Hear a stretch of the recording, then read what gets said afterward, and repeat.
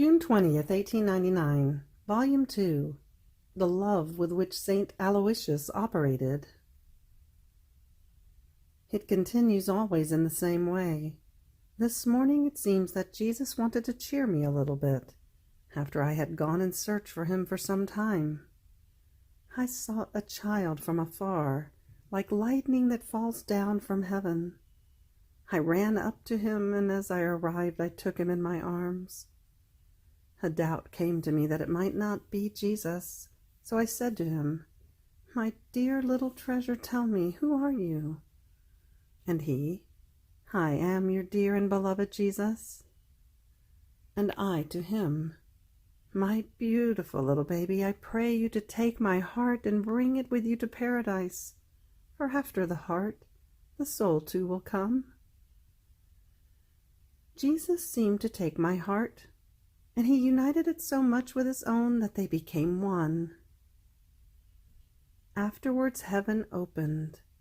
It seemed that a very great feast was being prepared. At that very moment a young man of lovely appearance came down from heaven, all dazzling with fire and flames.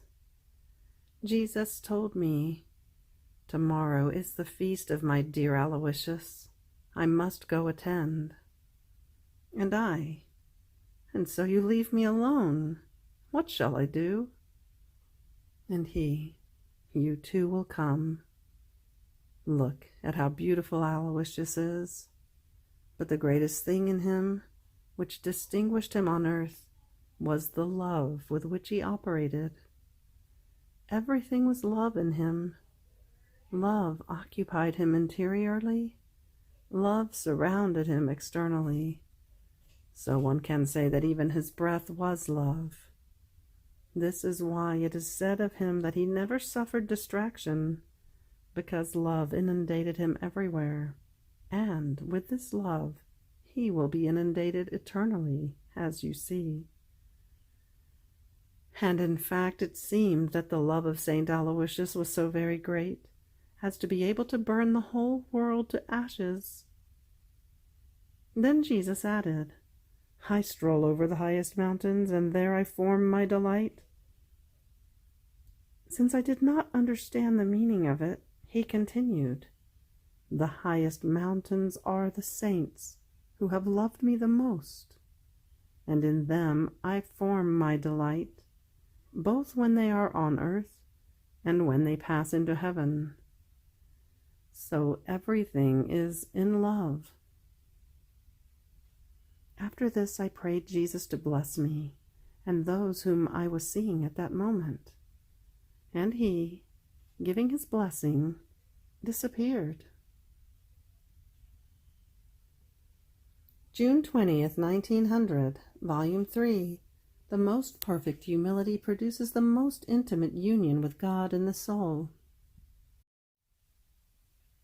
This morning, as I was outside of myself and not finding my highest good, I had to go round and round in search of him, and when I tired myself to the point of feeling faint, I felt him behind my shoulders, sustaining me. So I stretched out my hand and I pulled him to the front, saying to him, "My beloved, you know that I cannot be without you, and yet you make me wait so much, to the point of causing me to faint. Tell me at least, what is the cause of this?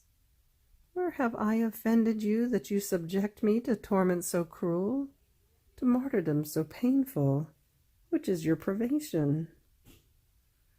And Jesus, interrupting my speaking, told me, my daughter, do not add more torment to my heart, which is embittered to the summit, finding itself in a continuous fight, because of the violences that everyone does to me continuously.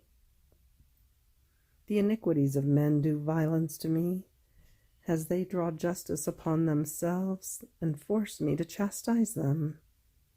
And justice, clashing in a continuous fight with the love I have for men, tortures my heart in such a painful way as to make me die continuously. You do violence to me because when I come, knowing the chastisements that I am sending, you do not remain quiet.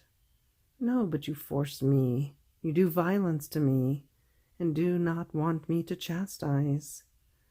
And knowing that you cannot do otherwise in my presence, so as not to expose my heart to a yet fiercer fight, I abstain from coming.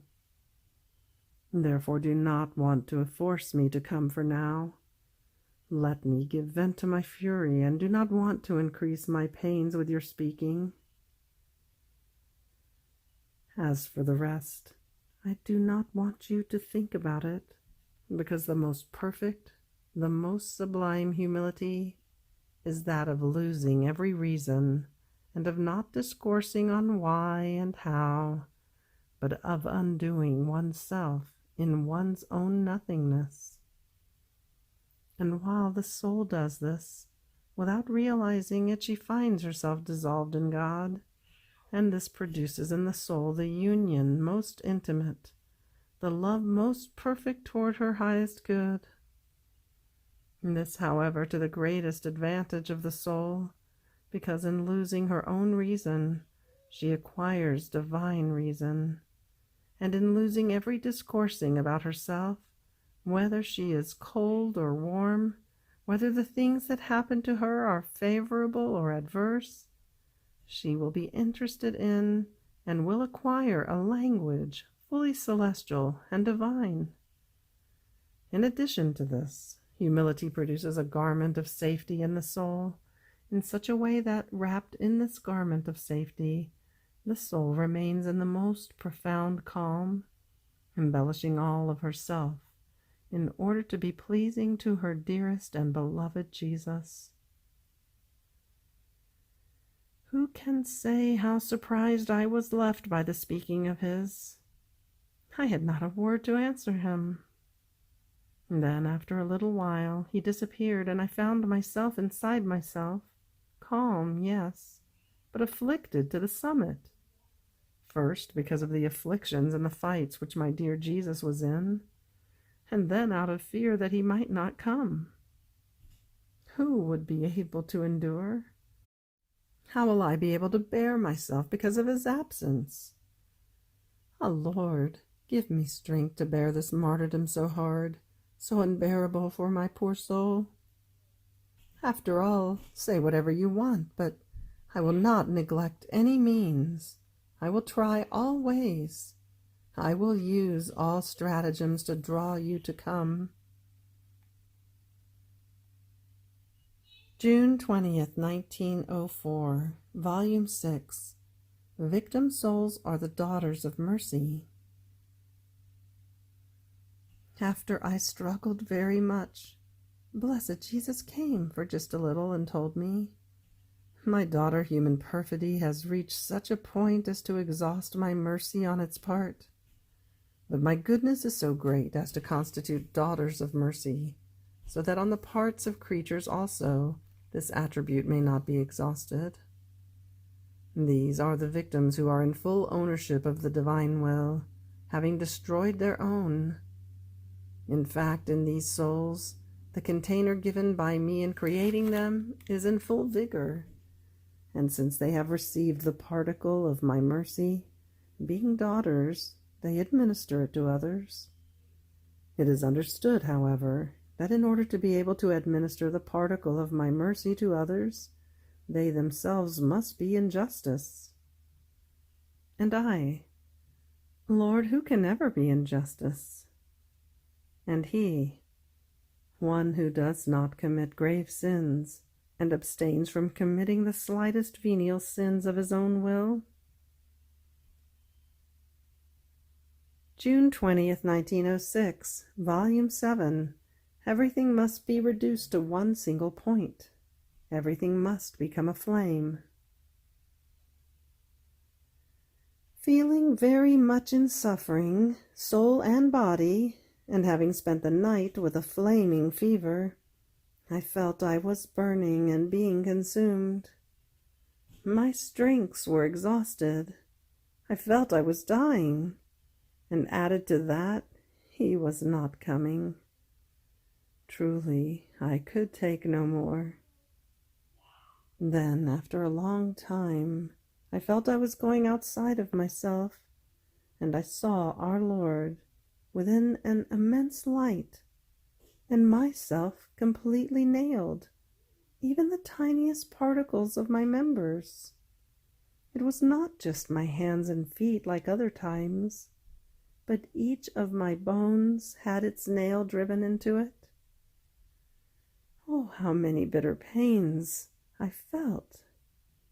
At each slightest motion, I felt lacerated by those nails, and I fainted.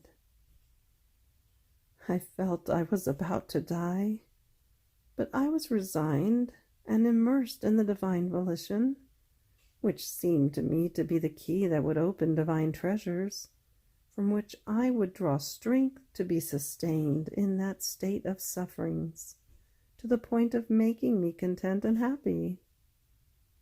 However, I was burning. Those nails seemed to produce fire, and I was all immersed in it. Blessed Jesus was looking at me and seemed to be pleased. Then he told me, "My daughter, everything must be reduced to one single point. That is, everything must become a flame. And from this flame, filtered, pressed, beaten, a most pure light comes out, not like the light of fire, but of sun, fully similar to the light that surrounds me. The soul who has become light cannot be away from the divine light. Rather, my light absorbs her into itself and transports her into heaven. Therefore, courage. This is the complete crucifixion of soul and body. Do you not see how your light is already about to take off from the flame, and my light awaits it in order to absorb it?" While he was saying this, I looked at myself, and I saw a great flame inside of me. A tiny little flame of light came out of it, which was about to detach itself and take flight. Who can describe my contentment?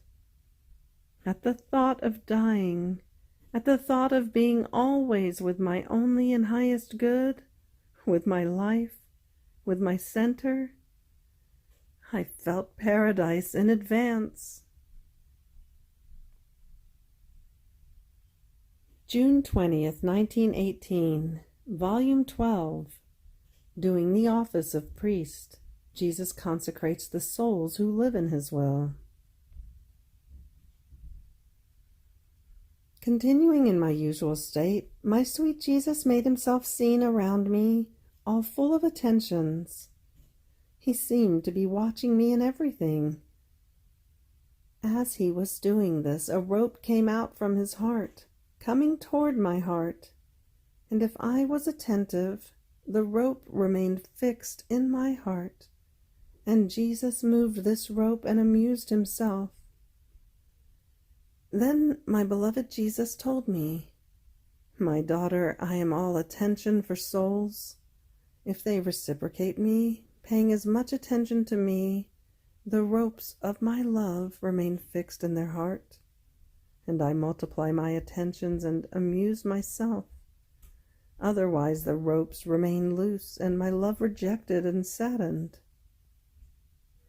Then he added, "In the one who does my will and lives in it, my love does not find obstruction.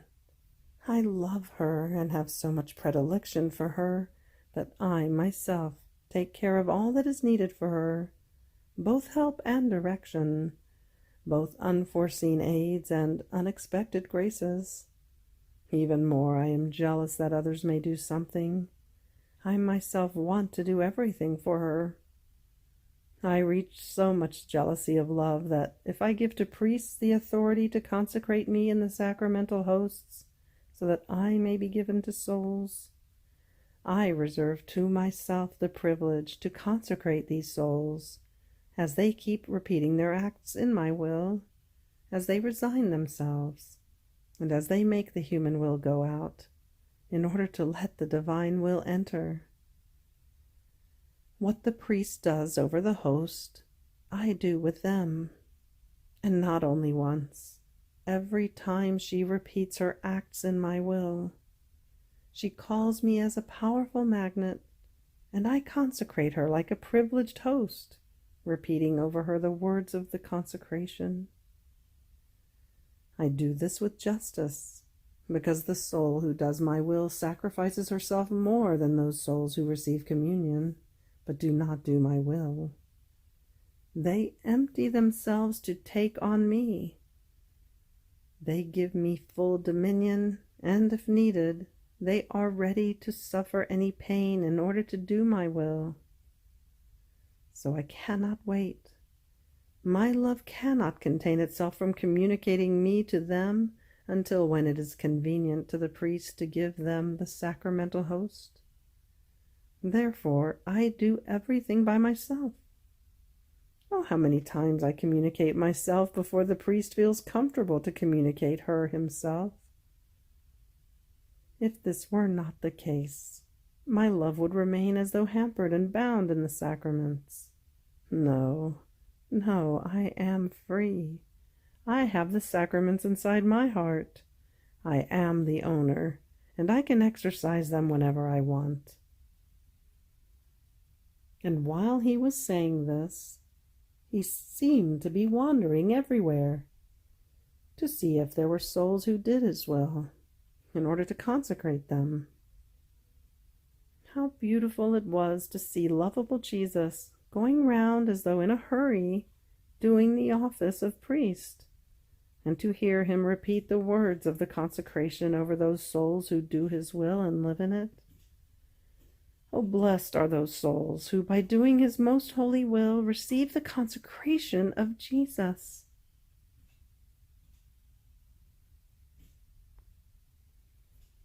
June 20th, 1921, Volume 13, Simile of the Son and One Who Lives in the Divine Will.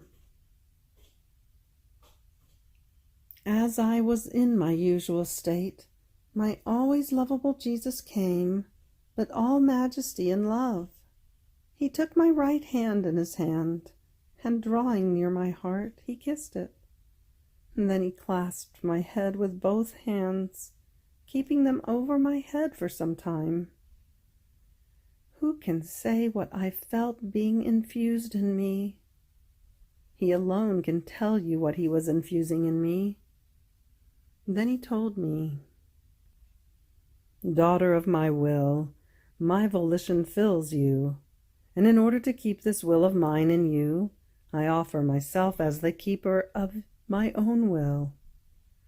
The gift which I placed in you is so great that I do not want to leave it at your mercy, because you would not have sufficient care in order to keep it. Therefore, not only will I be its defense, but I will help you to make it pour outside in such a way that the mark of my will be seen everywhere." Then he added, "One who lives in my will must be as the center of everything. Look at the sun up there in the heavens.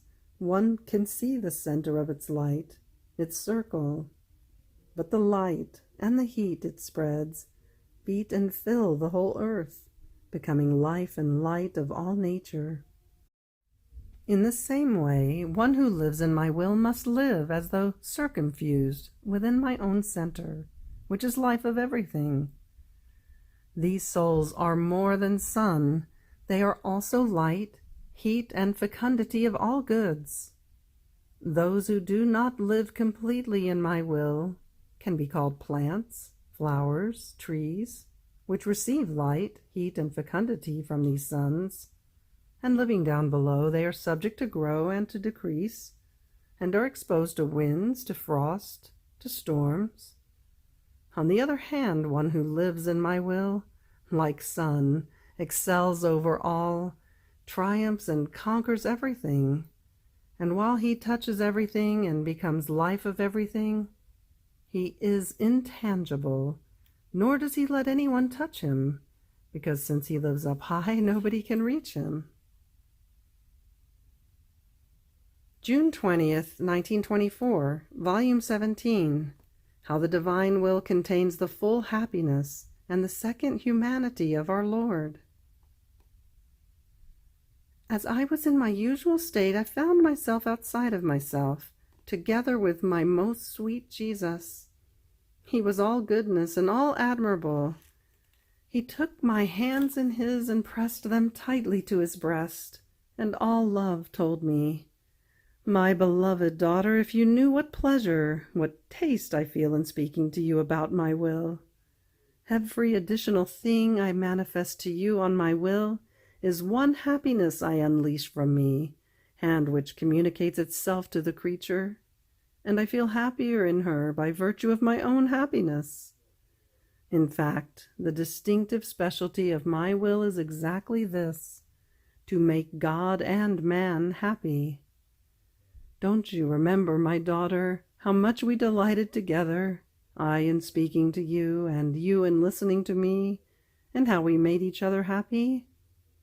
And since my will alone contains the seed of happiness, we, I by manifesting it, and the soul by knowing it, form the plant and the fruits of true, everlasting, and eternal happiness, which never ceases. And not only us, but also those who listen to or read the admirable and surprising things of my will feel the sweet enchantment of my happiness. Therefore, in order to make myself happy in my works, I want to speak to you of the nobility of my will, of where the soul can reach, and of what she can enclose if she lets my will enter. The nobility of my will is divine, and since it comes from heaven, it does not descend, if not in one in whom it finds a noble court. And so the first one to let it enter was my humanity. It is not content with little, but it wants everything, because it wants to give everything. And how can it give everything if it does not find everything for itself, to be able to place all of its goods in it? So my humanity gave it the holy and noble court, and it centralized everything and every one in me. See then, in order for my will to come and reign in the soul must enclose within herself all that my humanity did. And if the other creatures have shared in part in the fruits of my redemption, according to their dispositions, this creature will concentrate them all in order to form the noble court to my will, and my will concentrate in the soul the love which it gives and wants to give to all, in order to receive the love of all and of each one. It is not content with finding in her the return of her love alone, but it wants the return of all. My will wants to find in the soul in whom it wants to reign all the relations which exist in creation between creator and creature. Otherwise its happiness would not be full, nor would it find all of its things, or itself. My will must be able to say in the soul in whom it reigns, "Here I find my happiness." In spite of this, if no one loved me or requited me, I would always be happy in myself. No one can sadden my happiness, because in this will of mine I find everything, I receive everything, and I can give everything. I would repeat the sentence which is in the three divine persons. We are intangible. As much as the creatures might do, no one can touch us, or even slightly shade our eternal and immutable happiness. Only one who possesses our will can touch us lovingly and can become one with us, because in this way the creature would be happy of our own happiness, and so we remain glorified by the happiness of the creature. Only when my will reign in the creature in a complete way, then will charity reach complete perfection in the creature, because then, by virtue of my will, everyone will be found in every creature, loved, defended, and sustained, just as her Creator loves her, defends her, and sustains her. Each one will be transfused in the other, as in one's own life. Then all virtues will reach complete perfection, because they will not be nourished by human life, but by divine life. Therefore I needed two humanities, my own in order to form the redemption, and the other of one creature, to form the Fiat Voluntas tua on earth as it is in heaven.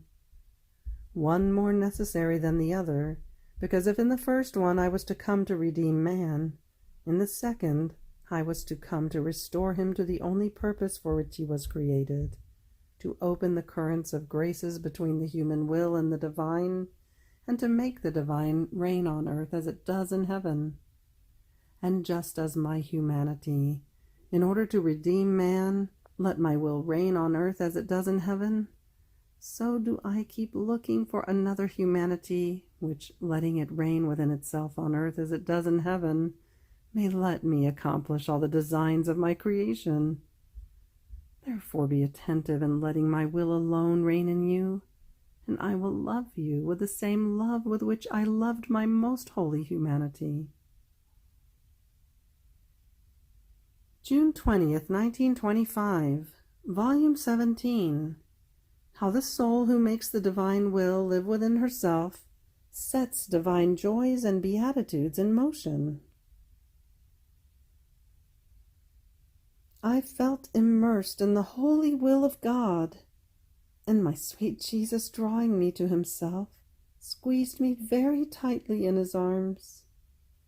And then he said to me, "My daughter, oh, how beautiful is my rest in the soul who has my will as life, and who lets my will act in love entirely and completely within her. You must know that as the soul breathes, palpitates, works, thinks, loves, acts, even though everything is carried out within her, since my will has become the center of life in her, it is my will that breathes, palpitates, loves, thinks, acts, gives motion to her work, circulation to her blood, thought to her mind, love to her heart, and the like. Now, since this will is the same as the one which the three divine persons have, it happens that they feel within them the breath of the soul, her heartbeat, her motion. And since every time our will decides to form one act, it releases from us new joys, new beatitudes, new happinesses, which, harmonizing everything among the three divine persons, form immense seas of new happiness, and enwrapping all the blessed, these remain enraptured within these joys, and are shaken by this rapture. And while they are shaken, they remain enraptured more strongly within our immeasurable beatitudes.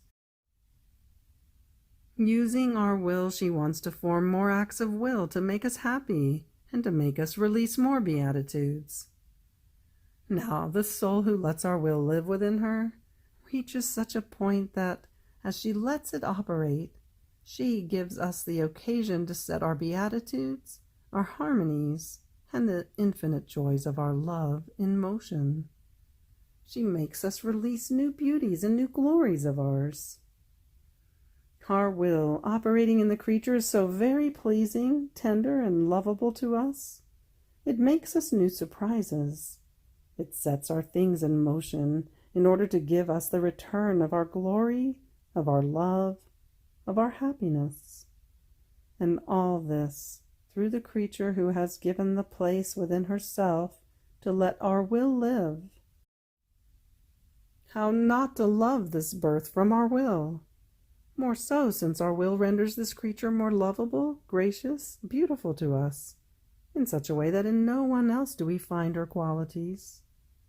She is a work done by our will, with such mastery as to enchant all of heaven, and to render her lovable to all, and even more so to the sacrosanct Trinity. And while he was saying this, he squeezed me more tightly, and letting me place my mouth in his heart, he added, "You too drink our beatitudes in large gulps. Satiate yourself in the way you want and as much as you want." June 20th, 1926. Volume 19. Ecce Homo. Jesus felt as many deaths, or as many as were those who cried out, "Crucify him." One who lives in the divine will takes the fruit of the pains of Jesus. The ideal of Jesus in creation was the kingdom of his will in souls. After going through most bitter days because of the privation of my sweet Jesus, I felt I could take no more.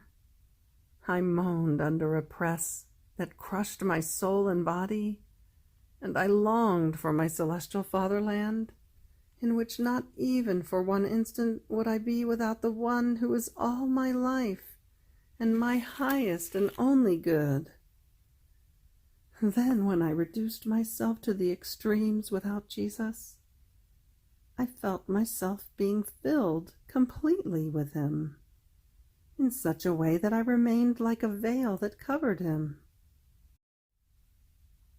And since I was thinking about the pains of his passion and accompanying him, especially in the act in which Pilate showed him to the people, saying, "Ecce Homo," my sweet Jesus told me, "My daughter, as Pilate said, Ecce Homo," all cried out, "Crucify him, crucify him, we want him dead." And so did my very celestial Father, and my inseparable and pierced Mamma, and not only those who were present, but all the absent and all generations past and future. And if some did not say it with words, he said it with facts, because there was not a single one who said he wanted me alive. And to keep silent is confirmation of what others want. This cry of death from all was so very painful for me. I felt as many deaths for as many as were the people who cried out, "Crucify him." I felt as though drowned with pains and with death, more so since I could see that each death of mine would not bring life to each one, and those who received life because of my death would not receive all the complete fruit of my passion and death. My sorrow was so great that my moaning humanity was about to succumb and breathe its last. But while I was dying, with its all-seeingness, my supreme will made present to my dying humanity all those who would let the eternal volition reign in them with absolute dominion, who would take the complete fruit of my passion and death. Among them there was my dear mother as their head. She took all the deposit of all my goods and of the fruits contained in my life, passion, and death. Not even one breath of mine did she allow to be lost, nor did she fail to keep its precious fruit in her custody. And from her they were to be transmitted to the little newborn of my will, and to all those in whom the supreme volition would have its life and its kingdom. When my extinguishing humanity saw the complete fruit of my life, passion, and death placed in safety and secured, it was able to resume and continue the full course of its sorrowful passion. So it is my will alone that brings all the fullness of my goods and the complete fruit contained in creation, redemption, and sanctification. Wherever it reigns, our works are all full of life. Nothing is halved or incomplete, while where it does not reign, even if some virtues were present, everything is misery, everything incomplete, and if they produce any fruit at all, it is unripe and without maturity. And if they take the fruit of redemption, they take them with measure and without abundance. Therefore they grow as weak, sick, and feverish. And if they do a little bit of good, they do it strained, and they feel crushed under the weight of that bit of good that they do. On the other hand, my will empties the human will, and in that void it places the divine strength and the life of good. Therefore one who lets it reign within herself does good without strain, and the life she contains leads her to operate good with an irresistible strength. So my humanity found life in my passion and death, and in those in whom my will would reign. Therefore creation and redemption will always be incomplete until my will has its kingdom in souls. After this I was doing my usual acts in the supreme volition, and my sweet Jesus, coming out from within my interior, followed everything I did with his gaze. And since he saw that all my acts identified with his, and by virtue of the supreme will, they followed the same course as his acts, and repeated the same good and the same glory for our celestial Father, taken by emphasis of love, he clasped me to his heart and told me, "My daughter, even though you are little and newly born in my will, and you live in the kingdom of my will, your littleness is my triumph.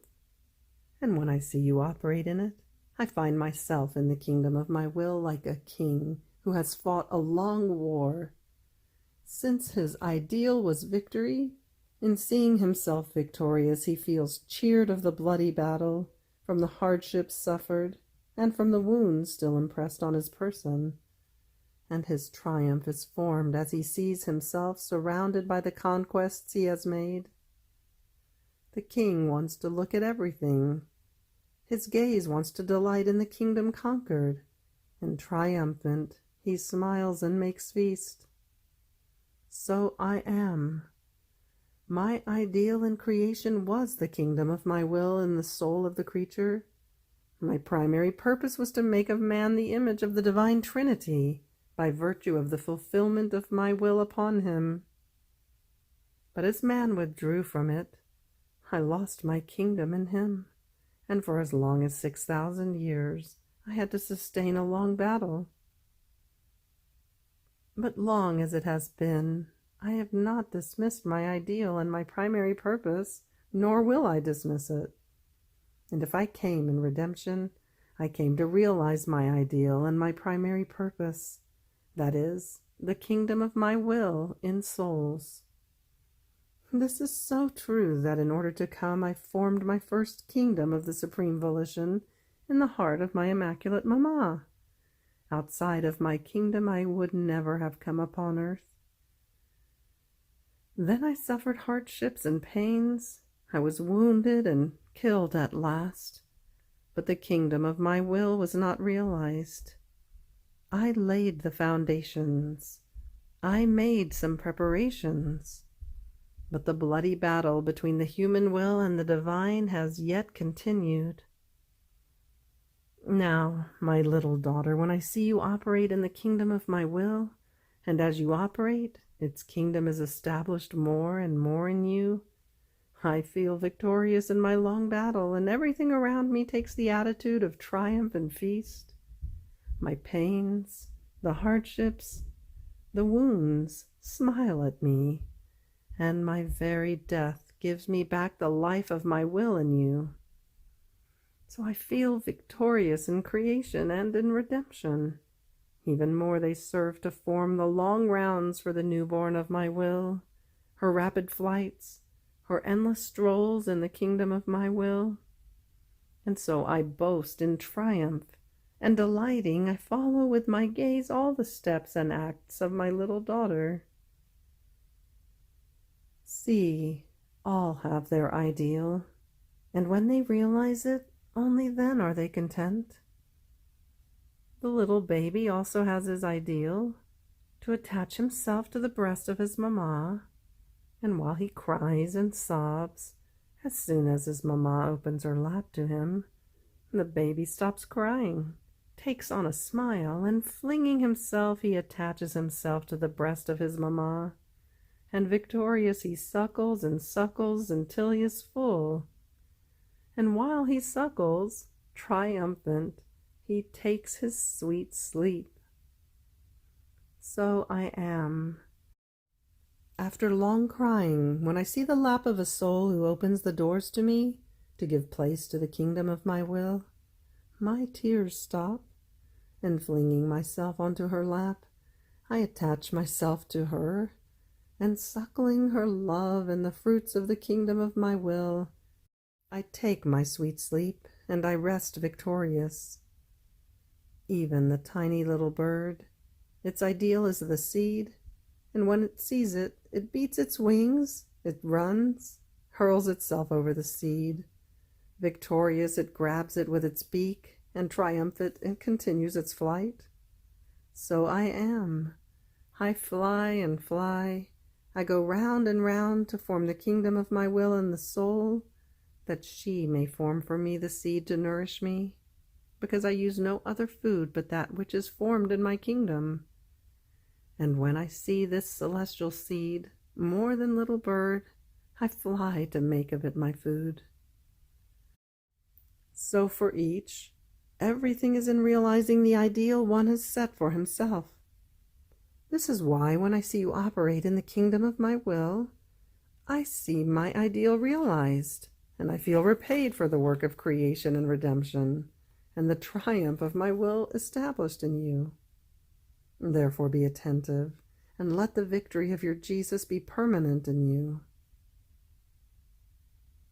Then after this my sweet Jesus moved in my interior, and all tenderness told me, "My daughter, tell me, what about your ideal, your purpose? What is it?" And I, "My love, Jesus, my ideal is to fulfill your will, and all my purpose is to reach the point at which no thought, word, heartbeat, and work of mine may ever go out of the kingdom of your supreme will. Even more, in it may they be conceived, nourished, raised, and form their life, and if needed, also their death, though I know that in your will no act dies, but once it is born, it lives eternally. So it is the kingdom of your will in my poor soul that I long for, and this is all my ideal, and my primary and ultimate purpose." And Jesus, all love and making feast, added, "My daughter, so my ideal and yours are one, and therefore one is our purpose. Brava, brava, the little daughter of my will. And since your ideal and mine are one, you too have sustained the battle of long years to conquer the kingdom of my will. You had to endure pains, privations, and have been even a prisoner in your little room, bound to your little bed, to conquer that kingdom so much wanted and longed for by me and by you. It cost much to both of us, and now we are both triumphant and conquerors. So you too are the little queen in the kingdom of my will, and even though little, you are always queen, because you are the daughter of the great King, of our celestial Father. Therefore, as conqueror of a kingdom so great, take possession of all creation, of all redemption, and of all heaven. Everything is yours, because your rights of possession extend wherever my will reigns as whole and permanent. All are waiting for you to give you the honors that befit your victory. You too are the little baby who has so much cried and longed for her Jesus. But as soon as you have seen me, your tears have stopped, and flinging yourself onto my lap, you have attached yourself to my breast, and victorious, you have suckled my will and my love. As though in triumph you have taken rest in my very arms, and I rocked you so that your sleep might be longer, and I might enjoy my newborn in my own arms, and triumphant I extend the kingdom of my will in you. Also you are the tiny little dove that has gone around and around me, and while I spoke to you about my will, manifesting to you the knowledges about it, its goods, its prodigies, and even its sorrow, you beat your wings, and hurling yourself over the many seeds I placed before you, you grabbed them with your beak, and triumphant, you continued your flight around me, waiting for more seeds of my will which I would place before you. And again, grabbing them with your beak, you nourished yourself and, victorious, continued your flight, manifesting the kingdom of my will. So my prerogatives are yours. My kingdom and yours are one. We have suffered together. It is right that together we enjoy our conquests. I remained surprised on hearing this, and I thought to myself, but is it really true that in my poor soul there is this kingdom of the supreme will?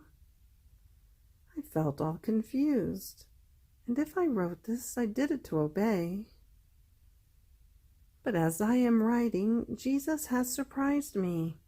And coming out from within my interior, he has thrown his arms around my neck, squeezing me so very tightly to the point that I could not write any more, because my poor head was no longer in me.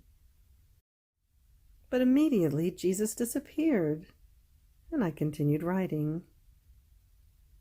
So, while I was afraid, Jesus told me, "My daughter, my celestial mamma, was able to give me to others because she conceived me within herself. She raised me and nourished me. No one can give something he does not have, and if she gave me to the other creatures, it was because she possessed me. Now, I would never have told you so much about my will had I not wanted to form its kingdom in you, nor would you have loved it so much had it not been yours.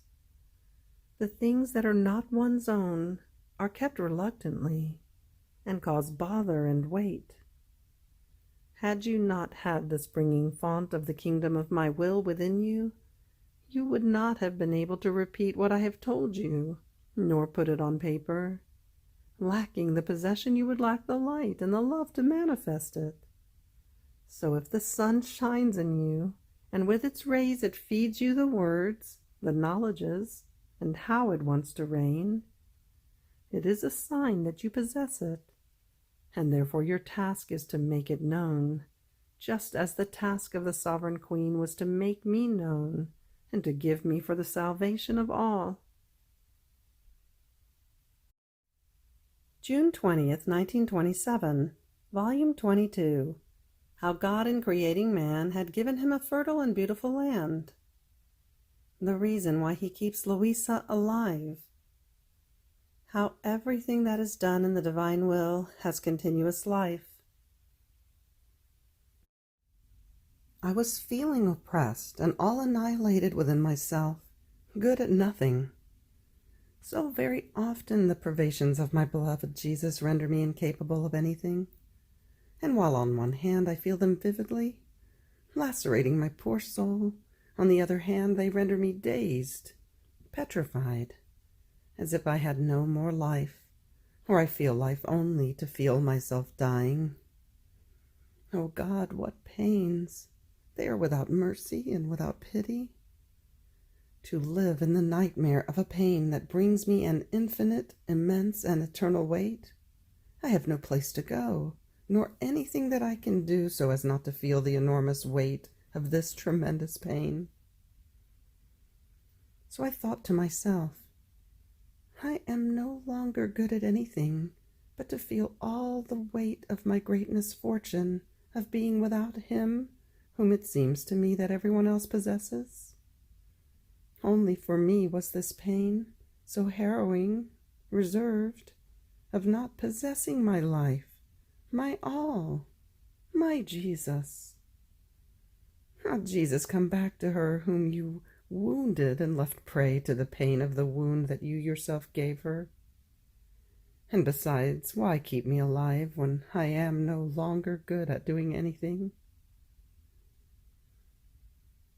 But while I was pouring out my sorrow, my highest good Jesus moved in my interior, and clasping me all to himself, told me, "My daughter, the earth, created by God, is fertile and beautiful, with a most refulgent sun that illuminated it and delighted it, became full of thorns and all stony because of sin. The human will put to flight the son of mine, and thick darkness covered it. And I keep you alive, because you must remove all the stones from the earth and render it fertile again. Each act of the human will has been a stone that covered the beautiful earth created by me. Each venial sin has been a thorn. Each grave sin has been a poison. And each good done outside of my will has been like sand scattered over the land that, invading it completely, prevented the vegetation of even the smallest plant or some blade of grass that might sprout from underneath the stones. Now, my daughter, each act of yours done in my will must remove one stone. And how many acts it takes to remove them all. And by never giving life to your will, you will call back the refulgent rays of the sun of the supreme Fiat to shine over these tenebrous lands, and these rays will call the mighty wind of grace that with empire will stir all that sand. That is, all that good done, neither to do my will, nor in it, nor out of love for me, but good done to earn human esteem, glory, and interest. Oh, how heavy this apparent good is, more than sand that prevents the vegetation of souls and renders them so sterile as to arouse pity. Then the sun of my will, with its fecundity, will change the thorns into flowers and fruits, and the wind of my grace will be the counter-poison and will pour life into souls. So you must be convinced that I keep you still alive in order to reorder the work of creation. And just as one human will, by placing itself outside of mine, puts everything in disorder to the point of changing the face of the earth, in the same way another human will that enters into mine, and with repeated and incessant acts, must reorder everything and return to me the sweet enchantment, the harmony, the beauty of the first times of creation. Don't you feel within yourself how large your field is? And as though going back to the terrestrial Eden, in which my divine will celebrated with the first acts of man, and they enjoyed together the fertile and beautiful land it had given him, I call you to bind those first acts, and to make you follow all the lands invaded by the human will, so that, embracing all times together, you may help to remove the stones, the thorns, the sand, with which the human will has reduced those lands to such a state as to arouse pity. So my poor mind in the divine will went back to Eden, to enter into the unity of that one act that can only be found in it, and to descend to the very last times, so that my love, my adoration, and so forth, might extend to all times and all places, for all and for each one. But while I was thinking and doing this, I said to myself, how much nonsense I am speaking. In the last times, I hope, by the Lord's grace, to be up there in the celestial Fatherland. How will I be able to love in time while I am in eternity? And my sweet Jesus, moving in my interior, told me, my daughter, everything that is done in my will has continuous life, because everything that is done in it has as origin the love of its creator, that is not subject to ending. It loved, loves, and will love always. Nor can anyone interrupt this love. So one who loves, who adores in my will, does nothing but follow that eternal love, that perfect adoration of the divine persons that have no beginning and no end. As the soul enters into my will, she enters into the midst of our acts, and continues to love with our love, and to adore with our adoration. And she remains bound to our reciprocal love, to our will, that has the virtue of being unceasing in its acts. And everything that others may do is nothing other than the continuation of the act done in my divine will.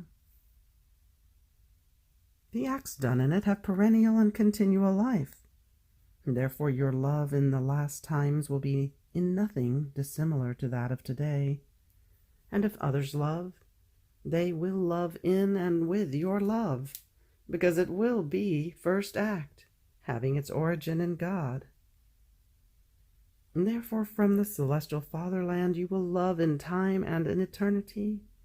My will keep your love jealously, just as it keeps its own, and wherever it extends and has its life, it will make you love and adore everywhere.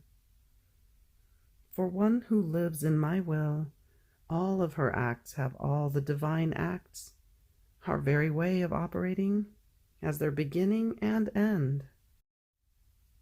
So the soul does nothing but follow what God does. The sovereign queen who lived perfect life in the royal palace of our will had no other love, no other adoration but our own. All of her acts can be seen as so fused in ours that what in our acts is nature, in her is grace. And since her acts did not have their origin in her will, but in ours, by right she has primacy over all the acts of creatures. Therefore, if you love, the celestial queen has primacy over your love, and you follow her love just as you follow ours, and the great lady and we continue to love in your love, and so with anything that you may do in our will. So when you come to the celestial fatherland, your love will not depart from the earth, but will continue to love in each creature. Therefore, even from now, my divine fiat makes you extend your love to the past, to the present, and to the future, to give you the right that your love may extend everywhere and to all times, and it may never cease to love. Here is the great difference between one who lives in my will and one who lives outside of it. June 20th, 1928, Volume 29. God is one single act. Example of the sun. One who lives in the divine will lives in this single act and feels all of its effects. Value of what is done in the divine will. How Jesus, who had always been with his mother, moved away when he carried out his public life. Application to the soul. My abandonment in the supreme fiat and my flight in all of its acts are continuous. And while going around in the creation, I was thinking of the order and harmony of all things, and of the multiplicity of the acts of the eternal volition in the whole universe. But while I was thinking of this, my always lovable Jesus told me, "My daughter, God is one single act, and if many acts can be seen in creation, they are nothing other than the effects of the one act of God. It happens as to the sun. The sun is one, its light is one, but as its light touches the earth and rapidly extends over it, the effects of it are innumerable. It can be said that it produces a distinct effect over each thing it touches, distinct in the color, in the sweetness, and in the substance it infuses in each thing it touches with its hands of light. It seems that the sun creates many subsequent acts, one more beautiful than the other, but it is not true. They are nothing other than the effects of its one act of light. In fact, the strength of one single act has the virtue of producing many effects, as if they were many subsequent and distinct acts, as indeed they are.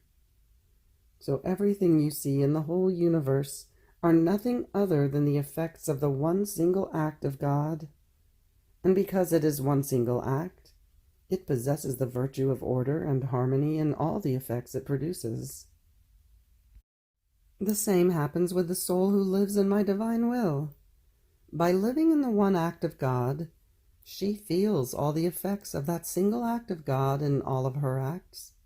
She feels within herself the order, the harmony, the beauty, the strength of the one divine act that, more than light, produces so many effects that she feels heavens, suns, seas, flowery fields, and everything good present in heaven and on earth being produced in her acts.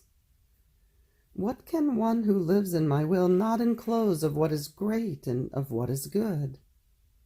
Everything. She is the true sun, that in whatever it does and touches, produces various tints of beauty, of sweetness, of goodness, and of multiple effects, because all of its acts hang upon the one act of he who created it. After this I was thinking of the great good that what is done in the divine will encloses. It's great good.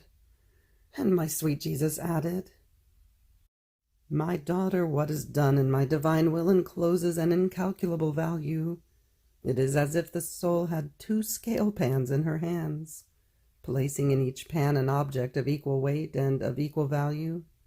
One is the weight of these objects, one the value, one the price that she can collect. Now in one pan God places his will, in the other the soul places what she does in it.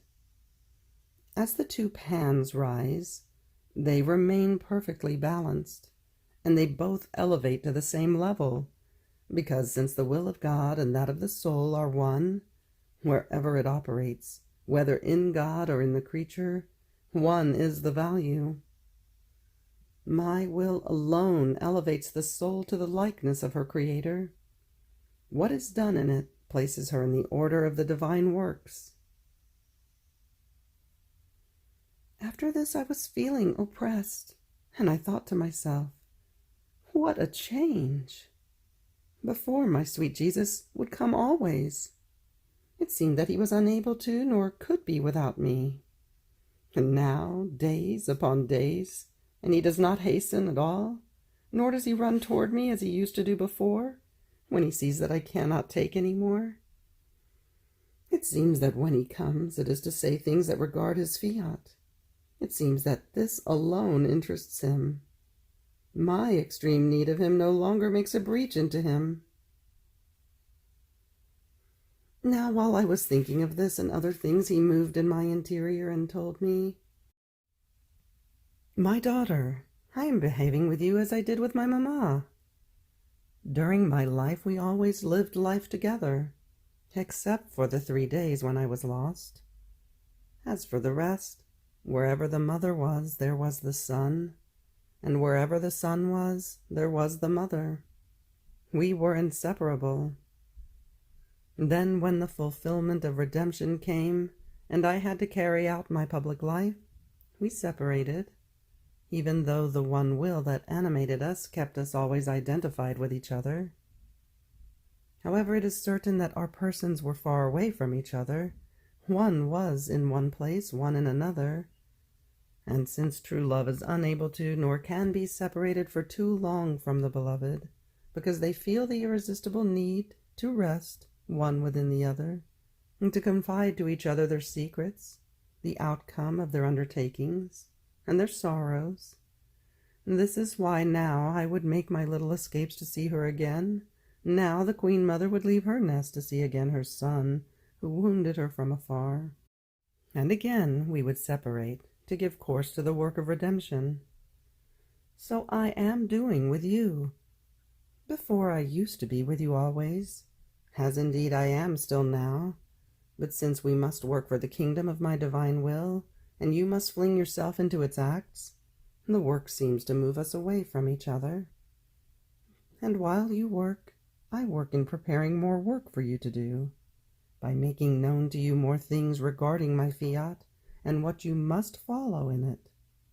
But I come back often to receive and to give you rest. Therefore do not be surprised. This is required by the great work of the Fiat Voluntas tua, on earth as it is in heaven. So trust me, and do not fear." June 20th, 1938, Volume 36. One who lives in the divine volition is in continuous communication with God. New birth and rising love. How it gives happiness and joy to all. How Jesus himself will become the vigil custodian of these writings, the interest being all his own. I am under the empire of the divine will. Its power raises me in its center. Its love, embalming me, brings me its celestial air. Its light purifies, embellishes, transforms me, enclosing me in the range of the divine will so that all is forgotten. So great and so many are the joys, so enchanting the scenes of the Supreme Being that one remains enraptured. Oh, divine will, how I'd love for all to know you, to enjoy joys so pure, gladness so ineffable, that can be found only in you. And while my mind was feeling such an unspeakable happiness, my beloved Jesus, repeating his short little visit, all goodness told me, "My little daughter of my will, see how beautiful it is to live in my will." We are in continuous communication with the creature. We prepare for her new joys for every new act she does, to make her more and more happy in our residence. The actions done in the Fiat remain always in the act of being done. Our life rises again continuously. Our love ascends and, investing everyone with its waves, calls all into that act, so that all would repeat it, and we hear the echo of them loving and glorifying us. The angels and the saints are all attentive, and anxiously long for the act of the creature done in our will. Do you know why? Because in this way they receive double glory, the glory of heaven and the new glory, joy, and happiness of the act done in my Fiat. How grateful they are to me, and how much they love the creatures that redouble for them new happiness and endless joys. Who would not love the one who lives in my will, the one who gives us joys and happiness, the one who gives us the great glory of letting us do what we want in her, the one who gives happiness and joys to all? There is no good that does not come from her. Therefore, one who lives in our will is not subject to discouragement or fear. Distrust just doesn't find its way in, because the creature possesses everything. She feels as though she were the owner of everything, and she takes what she wants. Her life is nothing other than our love and will, to the extent that she even suffers our same love follies, and would be happy to give her life for anyone, to give us the glory of making our will known. After this, I was feeling concerned for these blessed writings here, and for the insistence of my beloved Jesus in wanting me to keep writing. After so many sacrifices, where will they end up? And my Jesus, interrupting my thinking, told me, "My daughter, do not trouble yourself. I will be their vigil custodian. They cost me too much. They cost me my will that enters these writings as primary life. I could call them testament of love, which my will does for the creatures. It donates itself and calls them in its heritage, but with such supplicant, attractive, loving modes that only the hearts of stone would not be moved to compassion and would not feel the need to receive such a great good. Therefore these writings are full of divine lives that cannot be destroyed. If anyone tried to do so, the same would happen to him as to one who would try to destroy heaven. Offended, it would fall back upon him from every side, annihilating him under its blue vault. Or as to one trying to destroy the sun, which would laugh at him and burn him up. Or as to another who would want to destroy the waters of the sea and be drowned by them. It would take too much to touch what I made you write on my will. I can call this a new living and speaking creation. It will be the last display of my love to the human generation. You must know that at each word I have you write on my Fiat, I double my love for you and toward those who will read them, to make them remain embalmed by my love. Therefore, as you write, you give me the space to love you more. I see the great good these writings will do for you. I feel each one of my words and the palpitating lives of the creatures who will know the goodness of my word, forming within themselves the life of my will. So the interest is all mine, and you leave everything to me.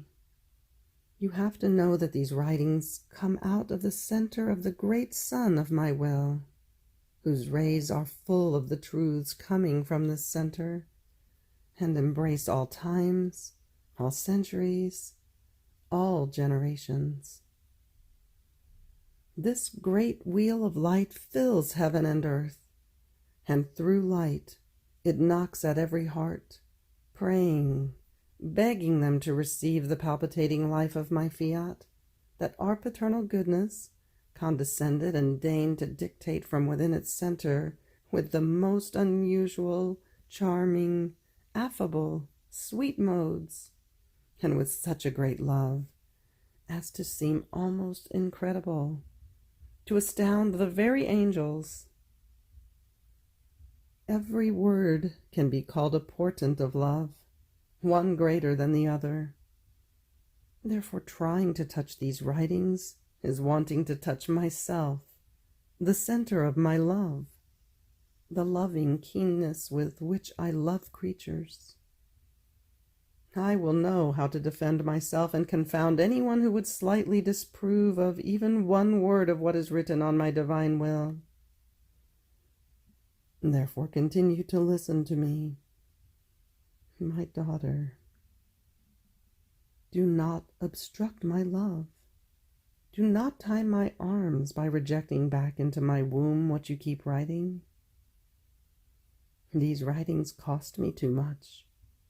They cost me as much as myself. Therefore, I will take so much care of them that I will not allow even a word to be lost. End of June 20th. Fiat.